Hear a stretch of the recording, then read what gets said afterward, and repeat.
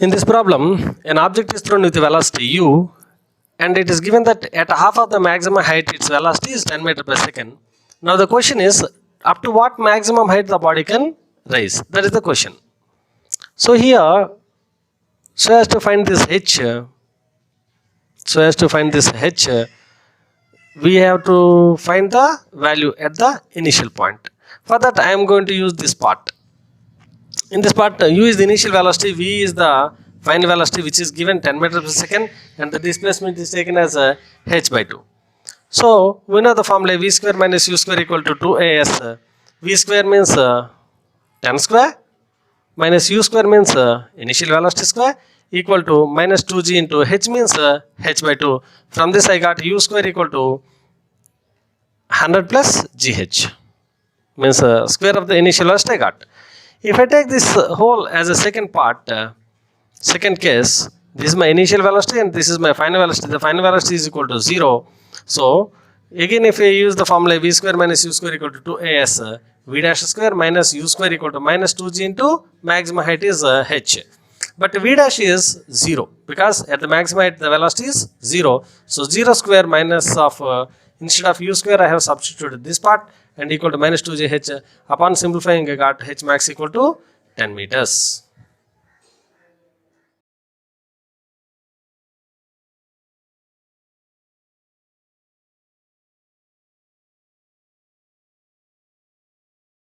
In circus we find that a juggler throws different balls and a number of balls into the air.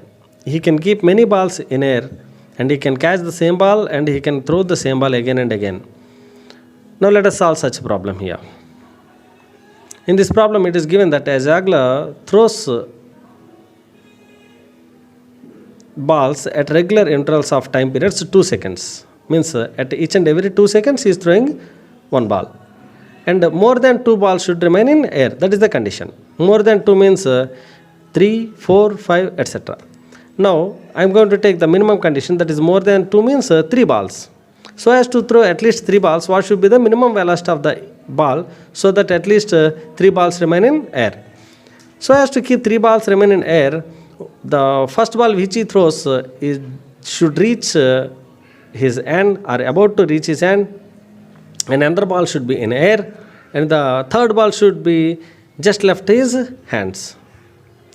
I repeat, so as to keep the 3 balls in air, the first ball should about reach his hand and the another ball should be in air and the third ball should just leave his hand. Then only 3 balls remain in air.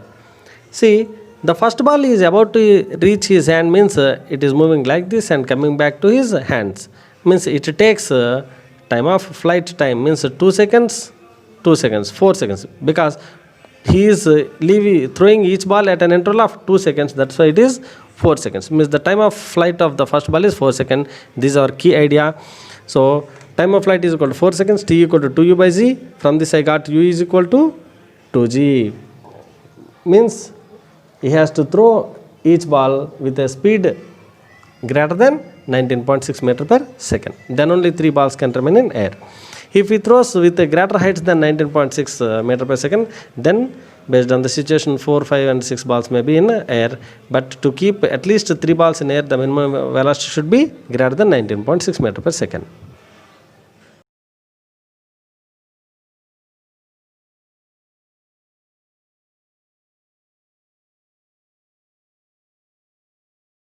In this problem, the data is given that a very large number of balls are thrown vertically upwards in a quick session such a way that the next ball is thrown when the previous one is at the maximum height. Means when the first one is at the maximum height, the second one is thrown.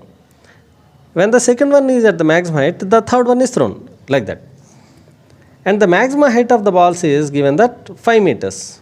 Now the question is, the number of balls thrown per second is how much? And also the question is, how many number of balls thrown per minute? That is the question. So as to find this, it is given that h max equal to 5. We know that h is equal to u square by 2g, that implies u is equal to root over 2gh. From that I got 10 meter per second. Means each ball is thrown with a velocity of 10 meter per second. From this we can find that the time of ascent, means the time taken by the body to reach the maximum height is u by z, means 10 by 10 is equal to 1 second. Means this ball takes 1 second to reach the maximum height. This is how I got the time taken by the ball to reach the maximum height is 1 second. Means in 1 second it reaches the maximum height and he throws the next ball. Means he is throwing one ball per 1 second. In 1 minute how many balls he can throw? 1 minute means 60 seconds, means he can throw 60 balls. That's all.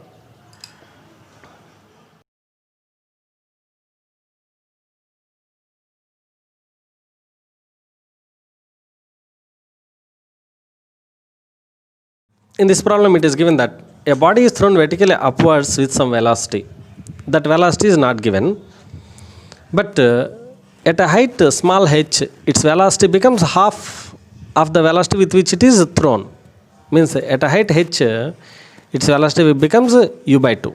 Now the question is, to what maximum height the body can reach? Means we have to find this height. So as to find this height, we need to find the initial velocity. If initial velocity is known, we can find the maximum height.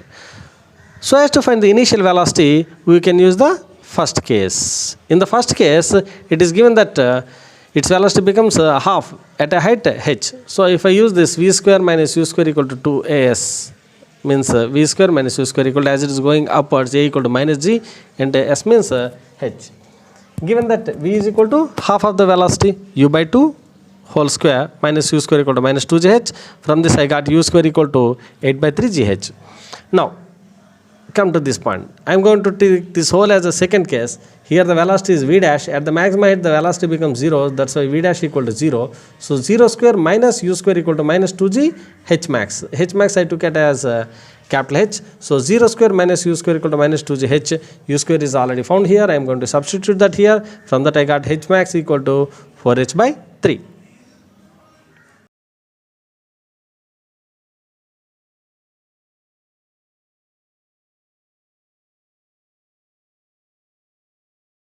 It's a very tricky problem.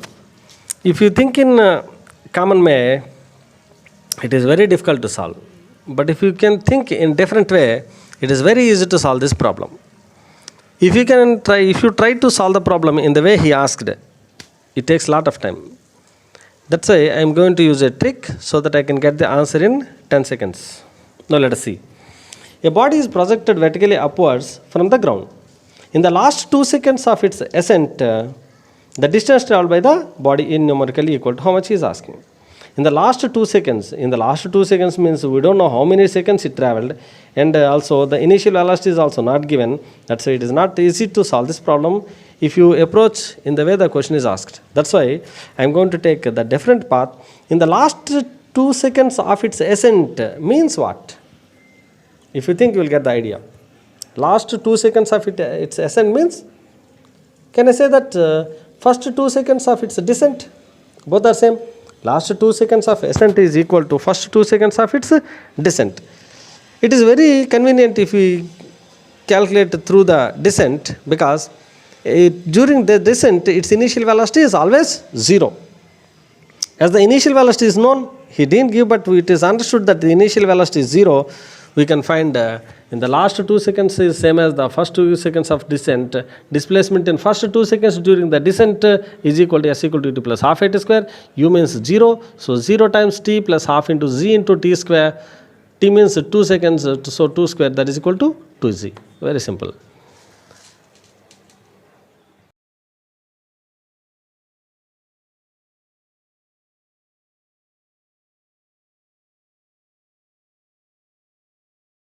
Yes, it is given that a body projected vertically upwards and the total distance traveled by it is s. Total distance traveled by it is s, means when we throw the ball with certain velocity, it reaches the maximum height h and comes back. The total distance means path length, that is h plus h, 2h. 2h is given as s, means h equal to how much? S by 2. Now he is asking us to find the time of flight. Time of flight means what? Time of ascent plus time of descent he is asking. So it is understood that h is equal to s by 2. It is always suggested to take the case of free fall, always, because if you consider the time of s, if you want to find the time of ascent, you should know the value of initial velocity with which it is thrown, but it is not given. But in case of a freely falling body means it is always understood that the initial velocity is 0. That's why I suggest to you to take during the free fall. In case of free fall, from here to here it is h equal to half gt square. The time taken by the body from maximum height to the ground is time of descent, that is equal to t is equal to root over 2h by g. H equal to s by 2. From this I got root over s by g. But he is asking us to find the time of flight. Time of flight means 2 times the time of ascent or 2 times the time of descent. That's why t, capital T is equal to 2t, 2 into root of s by z. If you keep this 2 inside, it is 4s by z. Why I took inside? Because in options it is given like this. That's why I took it. Otherwise you can leave like this. Over.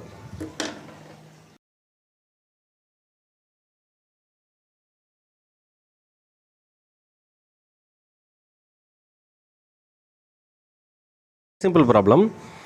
If he asks you the problem in direct way, it is very easy, but he asked in different manner. That's why it is 1% confusing.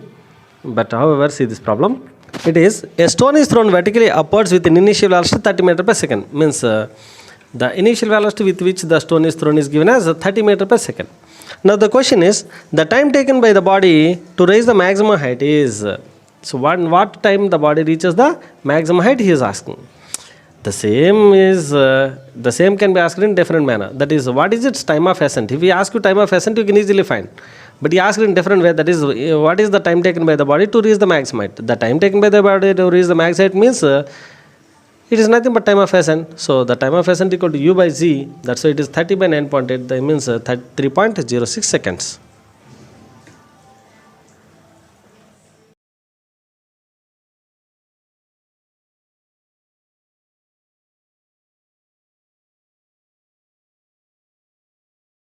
Given that a stone is thrown vertically upwards, attains a maximum height of 45 meters.